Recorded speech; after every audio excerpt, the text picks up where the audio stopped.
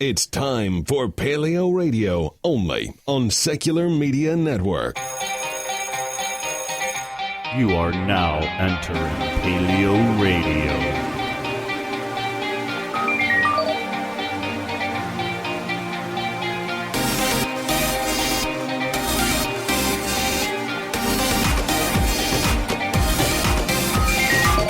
Welcome to PaleoRadio with your hosts Jeremiah Bannister and Joe Elder. What an amazing day it is to be alive, my friends. I'm Jeremiah Bannister. And I'm Joe Elder. And you're listening to PaleoRadio. Oh, it has been a fantastic week, Joe. You spoke at Sunday Assembly. I did. I spoke at Sunday Assembly. There were over 90 people. It was mind-blowing. There's just no other way to describe how it felt to know that many people came out. But people like Jamie Coop, he was there. Susan Walsh, she was amazing. Even Shirley and Ken from Living Without Religion, they showed up. It was a whole bunch of fun, an amazing time. I heard good things about it, and it's good to know that there are some great people that joined you as well.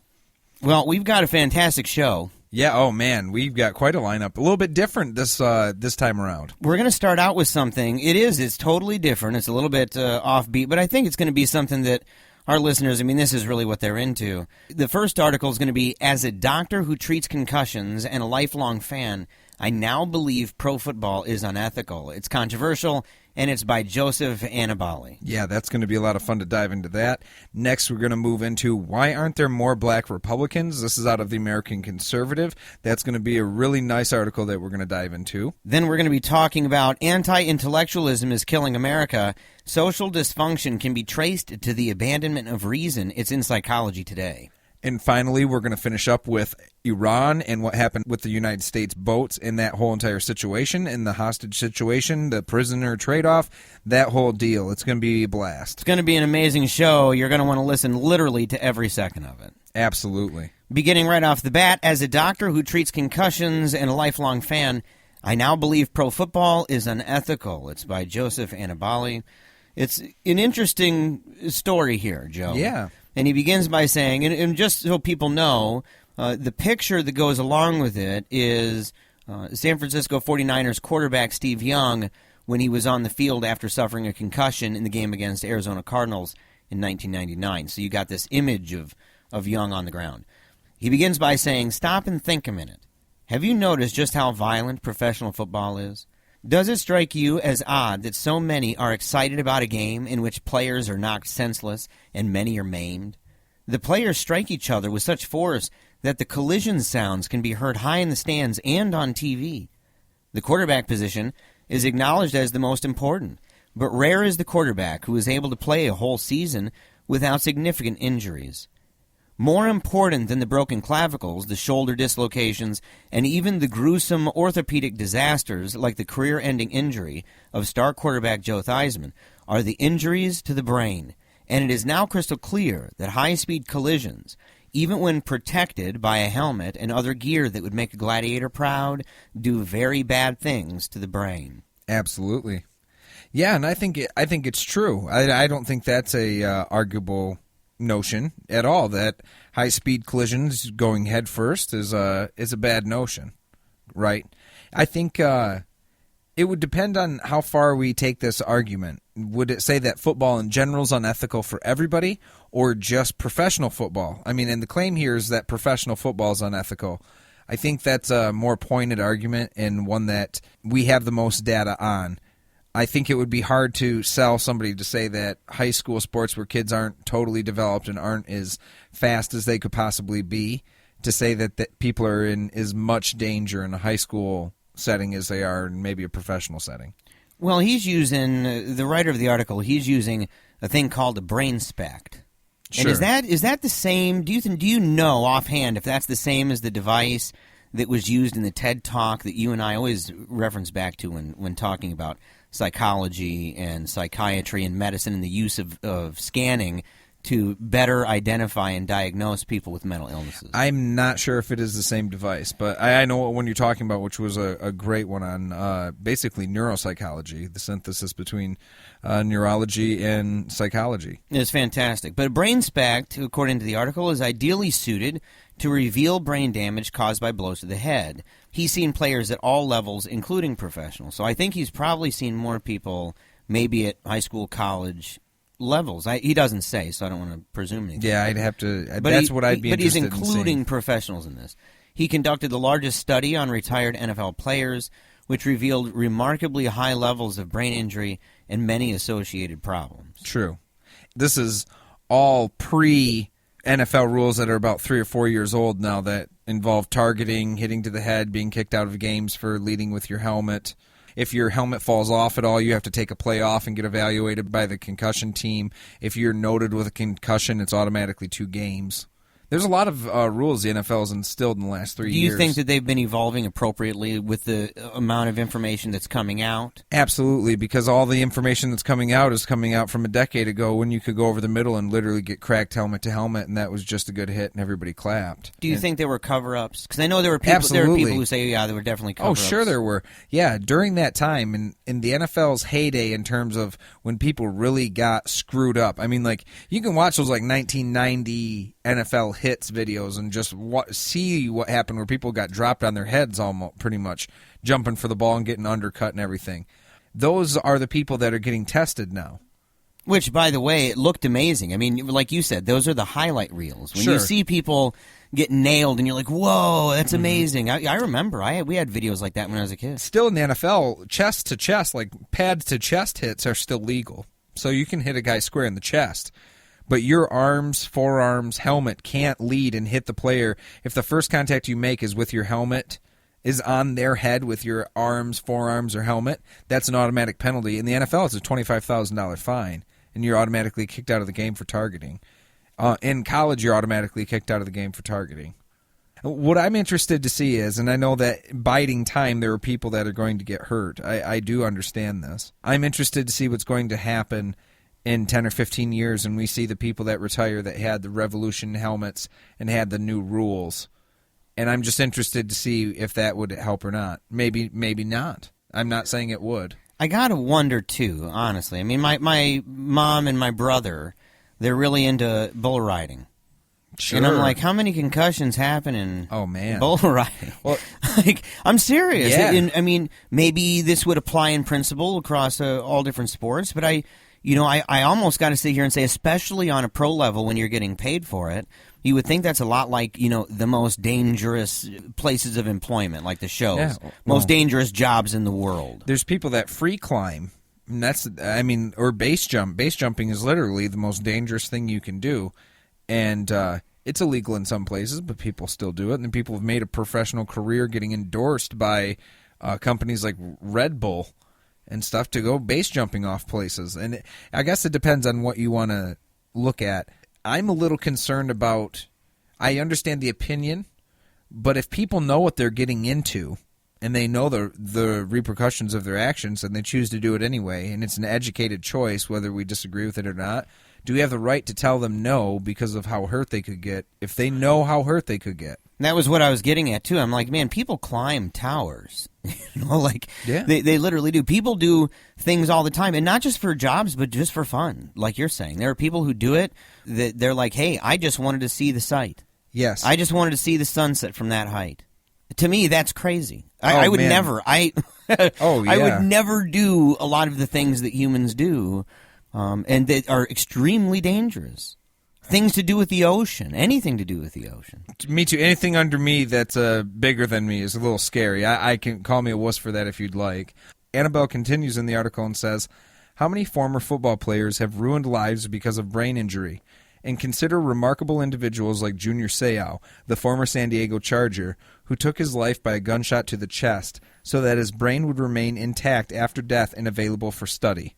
So, there are people that obviously know that this hurts them. And there's people that know that this has an after effect. Another one I'm looking at is a former NFL player that regrets playing football, says he's losing his memory and can't go down the stairs. This is from Business Insider, but that talks about Antoine Randall, who was a wideout for the Pittsburgh Steelers. He's most noted for throwing a touchdown in Super Bowl 30 in Detroit, actually, against the Seahawks in the Super Bowl. But he says that he's having issues. I was asked my wife things over and over. She's like, I've just told you that.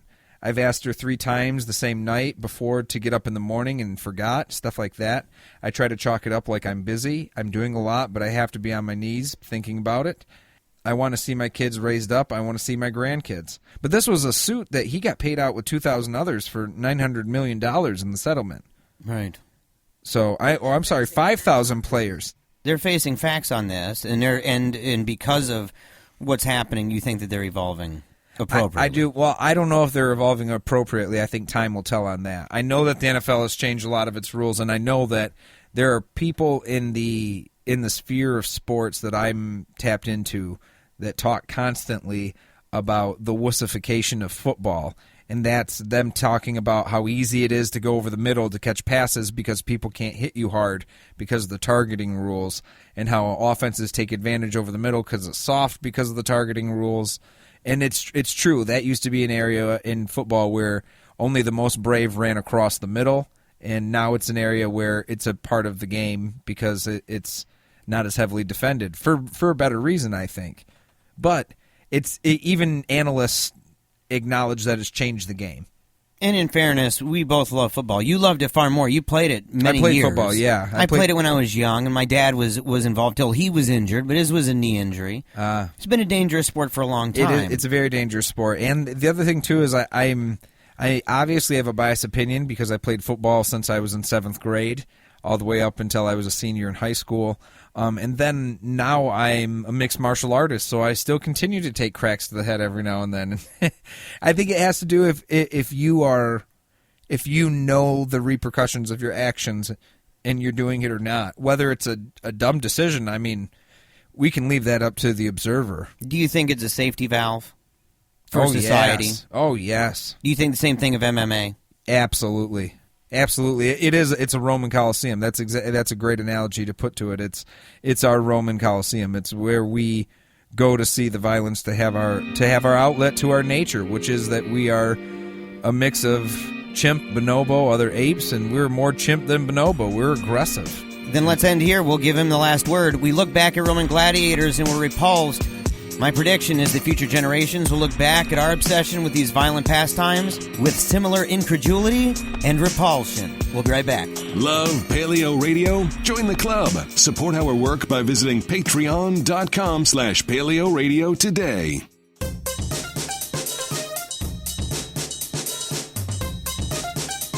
Back to Eagle and Dragon. We want to thank Terry M. for being one of our most recent Twitter followers. His handle is @NouveauPirate. That is @NEUVEAU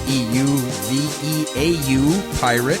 It says, every age needs a privateer. This time is no exception.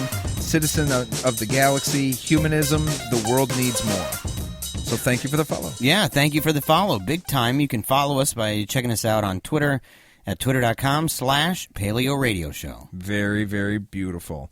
All right. Why aren't there more black Republicans? This is by Musa Al-Gharbi from the American Conservative. Republicans are fond of emphasizing that the party was founded on Lincoln, who freed the slaves. But the GOP's role in history of civil rights is even richer than the great emancipator. If Republicans can remember this legacy, perhaps there is some hope that the party might again attract the black voters that have felt unwelcome in its ranks for decades. And they have a whole list there, kind of a timeline that goes back and forth and shows the development of civil rights legislation in this country. Oh, yeah, and it is a long list. One thing that we have to jump back to, we don't have to go into all of it, but one thing that's important in this article that we have to mention is the fact that the Dixiecrats, who once were Democrats, were a group of people in the South that then became Republicans when Nixon basically courted them for their vote. So there was a transfer of people from the Democratic Party to the Republican Party in the early 70s. Right. That it happened in the mid part of the 20th century that you had this kind of shift. But before that, and I thought it was really interesting to see the history of the Democratic Party and knowing how many people listen to the show who identify as Democrats. I don't know. It would be interesting to know how many of them were aware of this history. So it would be kind of fun to bring some of this up. And listen, you can find out the stuff about Republicans, too, and say, what is it that Republicans did? I mean, go to, for example, I'll just throw this out there, Ulysses S. Grant implemented the Enforcement Act of 1870 and 1871, which helped dismantle the KKK and protect black voting rights. This was followed by the Civil Rights Act of 1875. Right? I didn't know that. Dude was a badass. That was news to me. But you go back and you say, who was, for example, Lincoln's successor? I mean, most people, we know who Abraham Lincoln was, but how many people knew Democrat Andrew Johnson?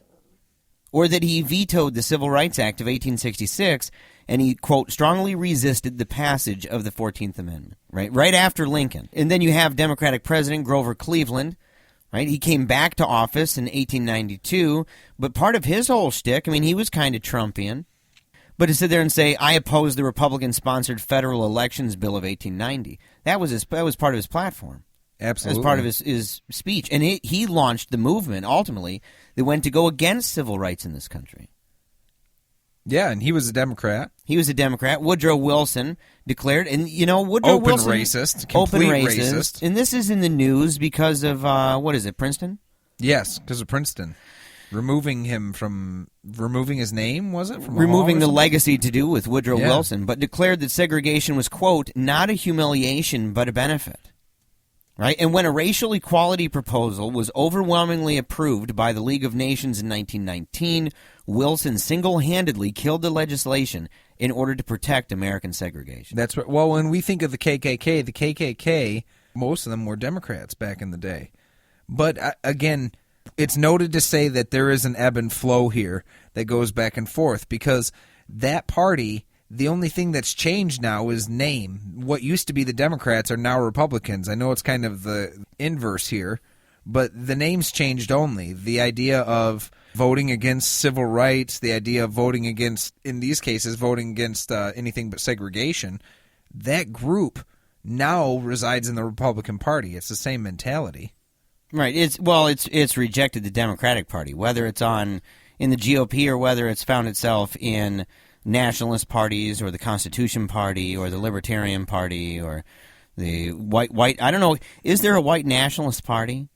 Some would argue that it's the GOP. Right, that's become de facto where they are. I mean, they're publicly, like, what's his name from what is it, American Renaissance? I forget the guy's name, the editor over there, saying to Trump, yeah, Trump may not like to recognize the fact that we're here, but there's more of us here than he may realize. Like, there's a lot of them. Yeah, absolutely.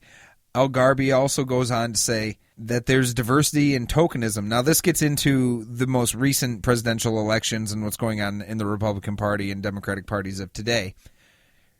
During virtually every election cycle, the RNC goes out of its way to elevate some black candidate to the national stage. But diversity isn't always about seeing an African American advocating the same exact positions as their white counterparts. Instead, with often dramatically different life experiences, one would expect substantive differences in how black candidates view and approach policy problems. Yet most of the black voices that are elevated by the Republican Party reflect little of this meaningful diversity. And to make matters worse, they aren't strong candidates to begin with. Consider some of black Republican presidential candidates like Herman Cain or Ben Carson. While they are examples of great personal success in the face of adversity, they are also painfully ill-informed on matters related to foreign policy and seem to lack a good grasp of many domestic issues and have virtually no experience in government, although this latter characteristic is supposed to be part of their charm. Right. So basically what it's saying is there's not much being said. It's a different face, but I think that most black voters disagree with the ideological argument that Republicans are bringing up of pull yourself up by your own bootstraps, you're an individual, and individuals all have an equal shot, and the American dream is just as easily obtainable for you as it is for me. I don't think black voters really believe that. Let me say this. I'll play devil's advocate here. Sure. I would encourage people to go and listen to Larry Elder, talk show host and conservative libertarian Larry Elder, and the interview he had on the Rubin Report. And Rubin, I love that show. I'll throw Bono out there. Fantastic show, right? Amazing interviewer. He's a great guy. Fantastic looking man, right? I mean, great dude. And interviewing and does a great job. But Larry Elder's got his own philosophy. And I mean, it's very much like Rand Paul. And I think that he's sincere in that. I don't think that it's entirely impossible. Let me just put it this way. I'm not sure it's entirely impossible for someone who is a black man like Larry Elder to be born and raised in the United States and end up in his adulthood believing the things that he believes. I think that it should be, statistically, if I had to predict the probability of it, it would be small, right? And I think that's one reason why they are a small number. Exactly right. That was what I was going to get to as well, is saying that, that could be true. I think that could happen. It also isn't unreasonable to expect that most people that have the experience as an American when they're a person of color here, that they don't believe that the game is absolutely even and that pulling yourself up by your own bootstraps or having a libertarian perspective is the answer. But Larry Elder's no joke, and that's all I was meaning to say. True. Is Larry Elder is a serious person, and a great interview, too, with the Rubin Report. But this is an interesting point of this, and this is something that came up in 2012 when Romney was running, but the role that Governor George Romney plays in this entire drama, right? That George Romney, he was one of those that said, listen, this whole Southern strategy idea that we have post Goldwater, post-Nixon, post-Reagan, this whole idea that we have really smacks in the face of historically conservative and historically Republican ideals and values. I think it does. I think that, like you said, it's not unbelievable to have a group of people believe the tenets of the Republican Party. It's just how you're framing that, and honestly, it's the demographics of the party as is. The GOP has developed a reputation as being a struggling representative of the white majority, honestly. And that's the perception, whether that's great work by Democrats and the media and information siloing, or the fact of the matter, one way or another, the perception is that's what that is it's a dying part of a white power or white majority movement. And I think that it would take a lot, and especially it would have to take huge demographic shifts and allowing differences of thought in the Republican Party that haven't been there for a long time to exist before there's going to be a transfer of people with different ethnic backgrounds. Yeah, and in the article saying alienating black conservatives, that it's kind of this weird relationship that they have, because there are conservative values that you can find literally, and I like the word he uses, entrenched in the black communities. You've got church being the cornerstone of black culture. But I would say this, that you can say that, but you really need to give substance to the word church. Yeah. As well as even culture, like the way that the two different groups kind of identify with culture and how the cultural differences between them, not only in their religion but also just in general. Church for different groups of people is very different in how people connect to it. And there could be a great divide there amongst Republicans and black churchgoers. Oh, totally. But and not only that, but they mentions entrepreneurship, right? That African Americans are not looking for government handouts, that they have a healthy distrust for the man. I mean, that's totally true.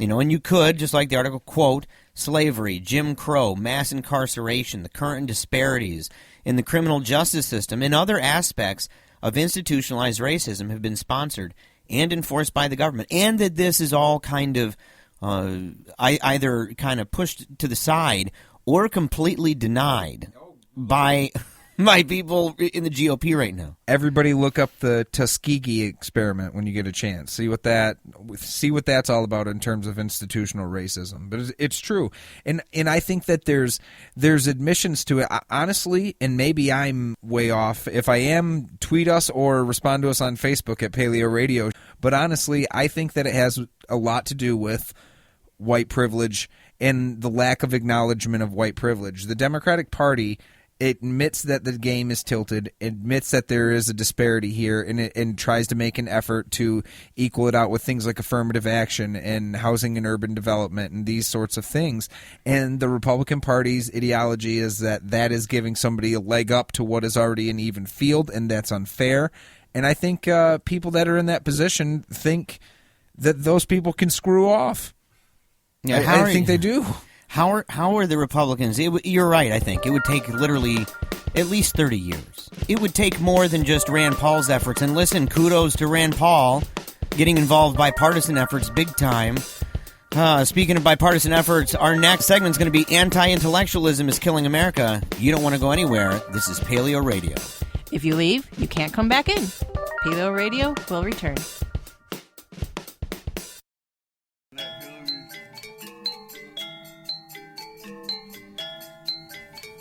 Now back to Joe and Jeremiah.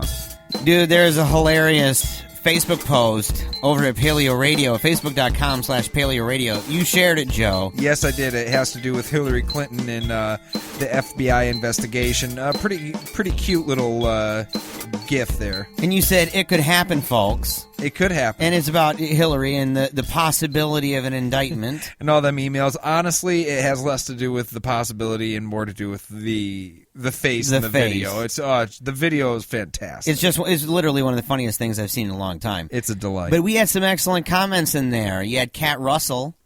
She said, thankful that Hillary brought up the crisis in Flint.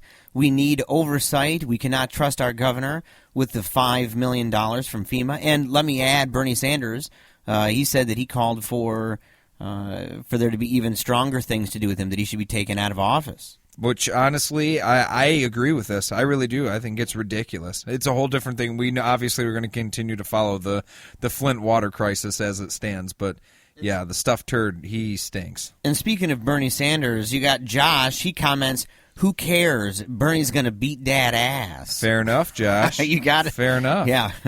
What can you say about that? Pithy. So anti-intellectualism is killing America, Joe. Social dysfunction can be traced to the abandonment of reason. This is by David Niose over at Psychology Today. And I hope I'm pronouncing that properly. It's Niose. Your guess is as good as mine, brother. It's a challenge for people, and they don't even understand the challenges that we face all the time, trying to properly pronounce people's names where all you've got is reading it. We'll break it through. Sometimes it's really hard, guys. We have to go to YouTube and see if they possibly had an interview where someone announces their name during the interview so we know how to say it correctly. It's very hard work here at Paleo Radio. Yeah, super, super difficult. So decrying racism and gun violence is fine. And let me just say, too, real quickly, this was done back in, June of 2015? Yes. It was like June of 2015. It was around the time of the Charleston shooting. Great article. Great article. Decrying racism and gun violence is fine, but for too long, America's social dysfunction has continued to intensify as the nation has ignored a key underlying pathology, anti-intellectualism. This is no joke, Joe. No, it's no joke. And honestly, I always have to refer to a scientist at some point here, but Isaac Asimov said that this is honestly it's a byproduct of having a democracy where you say that someone's anti-intellectualism or lack of evidence is equal to somebody's evidence. I think that anti-intellectualism is given some sort of favor in this country, else we wouldn't see things like Keeping Up with the Kardashians and Honey Boo Boo all over the damn place. It exalts ignorance for real. No, without a doubt. At some point it's a laughing stock, but then you have to sit back and say, who's really laughing when these people make more money than me, and I'm laughing at them for being disgusting, yet they are living a better life than I am. Listen to this. In a country where a sitting congressman told a crowd that evolution and the Big Bang are, quote, lies straight from the pit of hell, where the chairman of the Senate Environmental Panel brought a snowball into the chamber as evidence that climate change is a hoax. Do you remember that? Oh, yeah, that was Imhoff. That's our buddy who goes over to Africa and talks about banning gay marriage and making it a death penalty as well. A real jolly guy. Classic fella. Where almost 1 in 3 citizens can't name the vice president. America. That's pretty bad. Right? It's beyond dispute that critical thinking has been abandoned as a cultural value. Our failure as a society to connect the dots, to see that such anti-intellectualism comes with a huge price, could eventually be our downfall. There's people who have said things, George Carlin has said it, where if you scratch a cynic, you get a disappointed idealist. I'm starting to get in that boat. I totally agree. I think anti-intellectualism is going to kill our country if we don't make a turn. I really do. I think the fact that people will argue simple things like CO2 emissions and greenhouse gases and just lack of acknowledging things that we know to be true, it comes with a price tag, a serious price tag.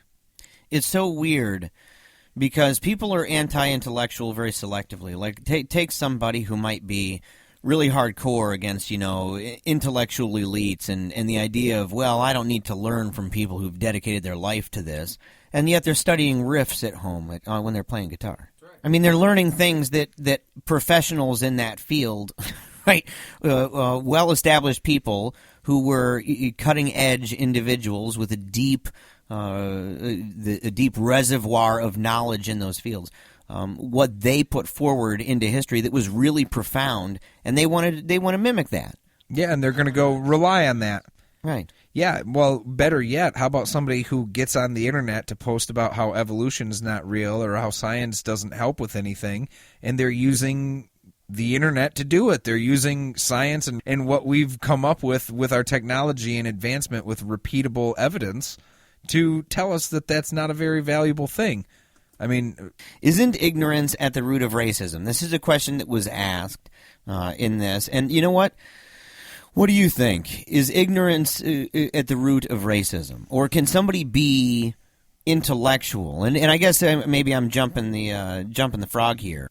But can somebody be a racist and be a smart person at the same time? Totally.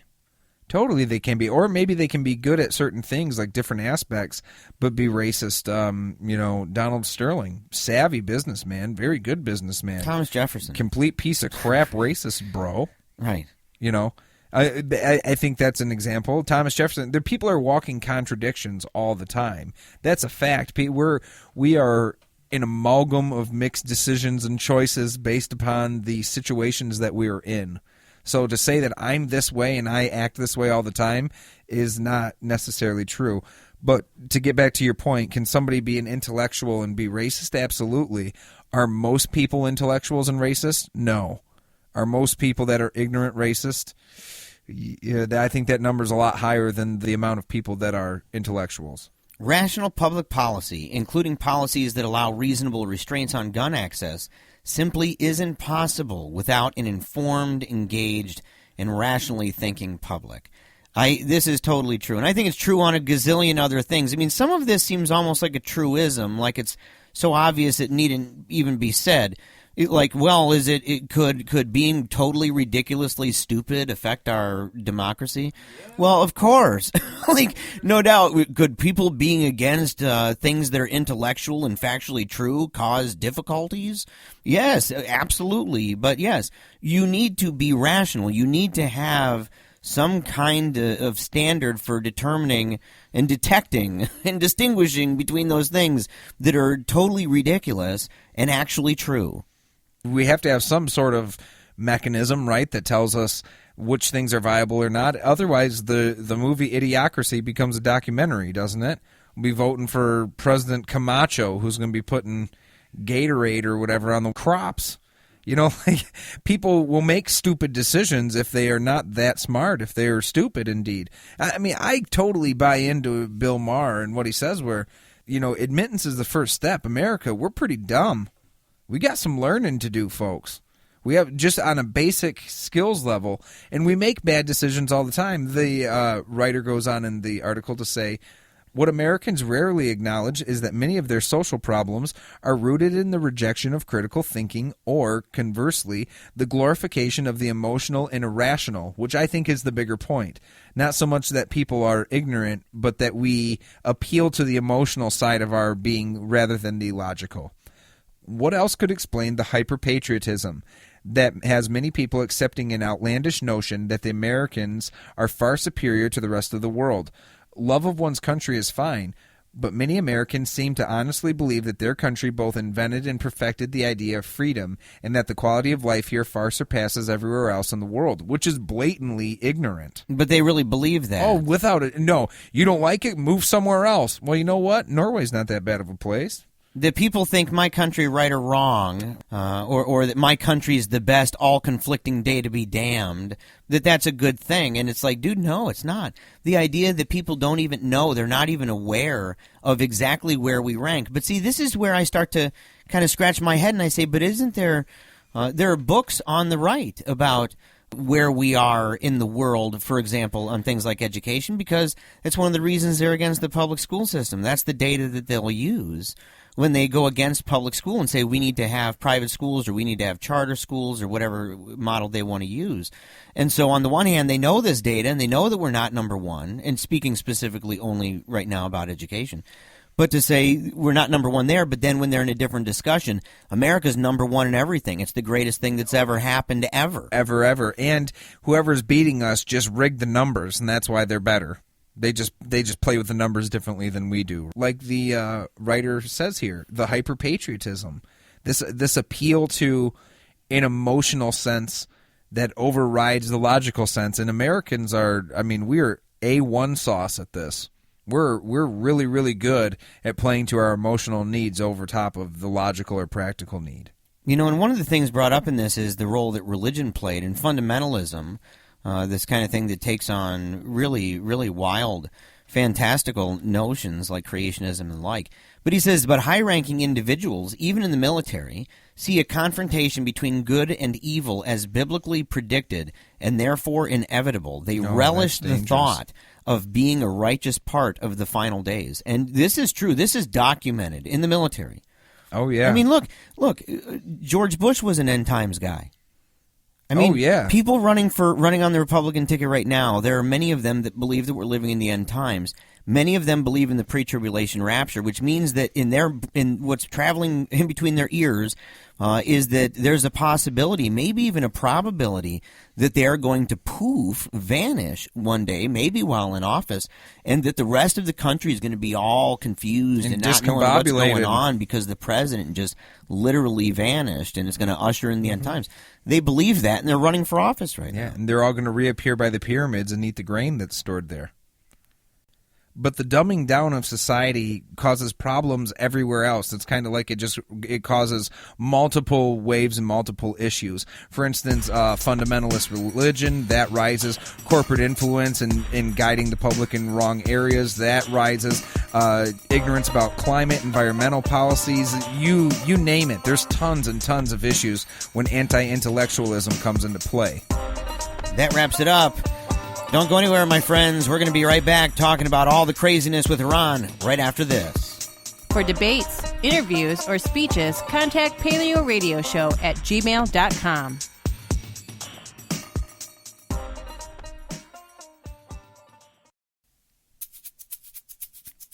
You love to hate 'em, you hate to love 'em. You just can't get enough of 'em, you sick freaks. Paleo Radio's on the air. If you would like Paleo Radio to host, speak, or just join one of your events, please send us an email at paleoradioshow@gmail.com. We attend a whole plethora of different things, don't we, Jeremiah? We do, and we'd love to present to your group, to your organization, to your church, in fact. Absolutely. And so whether it's a panel, whether it's a debate or a discussion, or just some Harley har-hars, it doesn't matter. Make sure to email us at paleoradioshow@gmail.com. Yeah, exactly. Let's get into our next topic here. From The Intercept, this is written by Glenn Greenwald. He's a favorite of mine, particularly. U.S. radically changes its story of boats in Iranian waters to an even more suspicious version. When news first broke of the detention of 2 U.S. ships in Iranian territorial waters, the U.S. media, aside from depicting it as an act of Iranian aggression, uncritically cited the U.S. government's explanation for what happened. One of the boats, we're told, experienced, quote, mechanical failure and thus inadvertently drifted into Iranian waters. Yeah. On CBS News, Joe Biden told Charlie Rose one of the boats had engine failure and drifted into Iranian waters. So that's one version of the story. That's one version. And hey, why? It's such a bummer in a way, isn't it, Joe, that whenever you hear an official explanation from the government, it's almost reasonable to simply say, well, that's one version. Yeah, that's your theory. That's a Chris Farley little quote there. And it's soon to maybe even be one of your own versions. You may actually have more than one version, pretty soon, in fact. Absolutely. This is continuing in the article. The U.S. government itself now says the story was false. There was no engine failure, and the boats were never, quote, in distress. Once the sailors were released, AP reported in Washington, a defense official said the Navy had ruled out engine or propulsion failure as a reason the boats entered Iranian waters. Instead, said Defense Secretary Ashton Carter at a press conference this morning. The sailors, quote, made a navigational error that mistakenly took them into Iranian territorial waters. He added that they, quote, obviously had misnavigated. Right. And that they came within a few miles of Farsi Island, where Iran's Revolutionary Guard Corps has a naval base. That's according to the New York Times. But yeah, so their story changes. They originally go, hey, there were some crazy things that happened. There was engine failure. It kind of just floated over there. Drifted about. A big accident, big oopsies. Didn't mean to get over this way. What are the odds? Poopsie went into Iranian territory. It reminds me of years ago with my friend Scott Farley. I was driving him home one night, and it was really, really just the weather was terrible. In fact, the National Weather Advisory said, do not drive if you don't have to. And I said, well, we're going to drive him home. So I'm driving him home, and there's ice at this intersection. I'm going like 5 miles an hour. I mean, I'm literally just barely even moving. And it was so slick that there was no traction whatsoever. You could not stop the car. And so it was very slowly just making its way across the street. Well, there's nobody around, but there's a field across the street. So I'm like, hey, not too bad. There is literally one pole in this massive field, and all of the turning of my steering wheel, there was just simply no avoiding the fact that I was going to, at about 5 miles per hour, I was going to hit head on with this single isolated pole. There's nothing you could have done. What were the damn odds, Joe? Dude, and I'm looking at this thinking, what are the odds? Pretty Mechanical failure. We floated this way. And imagine if you had like a CB radio in your car, and you could call people to say, hey, it looks like I'm about to hit a pole and my steering wheel's not working. I'm having some trouble. But you don't do that, do you? This is continuing on in the article. It is, of course, theoretically possible that the newest rendition of events is what happened, but there are multiple reasons to suspect otherwise. To begin with, U.S. sailors frequently travel between Bahrain and Kuwait, two key U.S. allies, the former of which hosts the 5th Fleet headquarters. These are familiar waters. But here's the kicker. Moreover, at no point did either of the ships notify anyone that they had inadvertently misnavigated into Iranian territorial waters. A significant enough event that would warrant some sort of radio or other notification. Wouldn't you think? You would think so. You would think at least one of them, because there were two different ones. This would be a blunder on two ends. There would be different people who would be overseeing the navigation, who would be overseeing the decisions, making managerial decisions regarding these two boats. You'd almost think that both of them would have a chain of command, right? The buck would have to stop with somebody, and you have two boats that give no kind of indication whatsoever that what happened to them while they were out there was what happened in the second official story. Beyond that, misnavigating within a few miles of an Iranian Guard Corps naval base is a striking coincidence, is what Greenwald writes. And then he puts in parentheses, the LA Times summarized an exciting and remarkable tale of how the boats were perhaps running out of gas, entered Iranian waters merely as a shortcut, experienced engine failure when they tried to escape, and on top of all of these misfortunes, experienced radio failure as well. So the LA Times is drinking the Kool-Aid a little bit. Yeah, that's just a wild scenario. And I watched the Kelly File with them talking about this. And I'm glad, I agree. I'm glad that they came home. I think it's remarkable that they came home within 24 hours, that we didn't have incidents, an incident there like we've had in so many other places where some of our troops have been captured. But I'm seeing within the response to this, both in TV and even on social media, you're seeing this kind of division take place where it seems like half of the people are infuriated that this would happen. It's almost an attack against our prestige, that you should have never treated us this way. Megyn Kelly is fanatical in that sense. Oh, sure. She was saying there's no reason that they should have even been detained. They should have just completely been let go. The idea that would happen in real life, that's what not world fantasy are you land. on? Yeah, what world is she living in? She's acting like in Iran they don't have nationalism there, too, just like in the U.S., and they don't believe in sovereign airspace. Oh, that's U.S. planes overhead, guys. Don't worry about it. We trust them. And that's not how it works in other countries. The same way we would be a little bit skeptical if Iran were to fly over our sovereign airspace or just, misnavigate 5 miles to one of our nearest coastal naval bases or something like that. So, like, half the country seems to be in the whole prestige thing, right? That we are the superpower. You should never be. This should have never been done to us. How dare you? You know, how dare you do this to us, especially you, of all people, you. And on the other side of that, in fact, it was really interesting when I posted on Facebook and I asked what should be done. Is this a violation of international law? I asked some questions.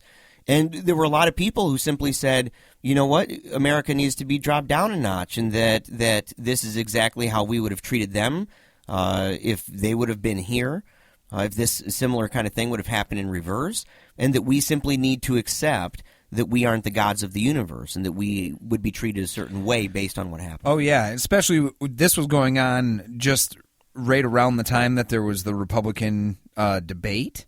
And during that time, oh man, were they just him-hawing and war-horsing it up. Chris Christie was talking about like all the power and fury of the United States military coming down. I mean, it was just wild stuff. And in a way, that just goes to show you that the people that are going to war, that really actually go and get their boots on the ground, they're tired of fighting.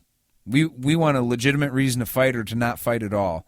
And the people that are banging the war drum are in a whole nother world. They're in La La Land. They're in, you touched my boat, I'm going to beat up your child. Yeah, we better go over there and put troops on the ground in Iran next. I mean, that's the other thing. Time to slaughter their families for detaining us in their water. Listening to old Project for New American Century, the old darling there, Newt Gingrich, beat the war drums with Megyn Kelly about Iran and why this might warrant the possibility of kind of troops on the ground sort of stuff. Just mind-blowing. And I'm like, I mean, seriously, with what's going on with the troops coming home, with what's going on with 300,000 veterans dying without being enrolled in the VA, with all of that stuff going on, the idea of, hey, we're in a condition to keep on going, to keep on keeping on with this kind of imperial endeavor. I mean, that is literally, I would say it's Looney Tunes, but it would be like Looney Tunes that are really evil and that kill people. Right? Yeah. Like it would be the really diabolical Bugs Bunny. Well, they're chicken hawks for sure. They're foghorn leghorns, or whatever. I mean, in the sense of they don't come through when it's time for their number to get called up. But when they're older and they're trying to be a politician, oh man, it's really time to go to war. It is Looney Tunes. It's La La Land. I mean, the fact that this wasn't a huge issue and the fact that these soldiers were released so fast, that is indicative of our relations with Iran getting better, which is better for the world. It's not just good for the United States, it's good for everybody. Yeah, speaking of not just good for the United States, but also good for someone else, NPR has a piece, Iran releasing 5 American detainees, America releasing 7 Iranians. This is showing more good faith and good favor. More good faith. Now, in fairness, we gave a lot more. Not only 7 people, but also I believe there were 14 people from Interpol, right? And these were people that had committed real crimes. But as we're going through, we're going through and looking at some of the names in this. There's one that stood out. We have to, and I know we're running out of time, but man, we got to get into this one. We do. We simply have to get into this guy. They were mentioning this guy, Matthew Trevethick. Is that Trevethick? I don't know how you would pronounce his last name. But anyway, NPR says that Matthew is a writer and podcaster. Yeah. Wall Street Journal says that he co-founded a nonpartisan research center in Turkey. That's not much different than being a writer and podcaster. And it's called the Syrian Research and Evaluation Organization. That just sounds governmental, which conducts analysis to help governments and non-governmental organizations respond effectively to the Syrian conflict and humanitarian crisis. And he's a writer and podcaster. And he was a communication director at the American University of Afghanistan from 2010 to 2014, and he'd also worked at the American University of Iraq. But he's just a writer and a podcaster. Just a writer and a podcaster. Now, I mean, and then how long did he work there? Years. Well, he worked at AU of Afghanistan from 2010 to 2014. Yeah, so 4 years. I mean, 4 years. Yeah, pretty much the amount of time. I mean, if you were in the military. Maybe. I mean, we were just assuming. We're just assuming. Yeah, they say, and that goes to show, too, they didn't really want to cover so much on Mr. Matthew there, Mr. Trevethick. But I think that he was involved in some other things. Something. Now, I know people will say, hey, you guys are being really conspiratorial because you don't know if he's involved in the government any more than you know if he's a writer or a podcaster, but what's the likelihood it'd be the other way? I mean, what's the likelihood of us being told he's something kind of like what we are, what we do. Yeah. You know, and that he ends up being a government agent, or that he was a government agent who just so happens to be a podcaster. Just so happens to be the end of the show. Oh, man. So fast. This happens every freaking time, bro. Well, you guys are going to have to wait another week before you get another heavy dose of Paleo Radio, sorry to tell you. Yeah, it's going to be a real bummer. You're going to have to wait literally 7 days. Mind-numbing, frustrating, pulling your hair out days. In the meantime, you can go like us on Facebook, follow us on Twitter, or write us an email at paleoradioshow@gmail.com. And don't forget to keep up with our podcasts, blogs, and events at paleoradio.secularmediagroup.com. Thank you guys for listening. We'll see you next week. You've been listening to Paleo Radio, exclusively with Secular Media Group.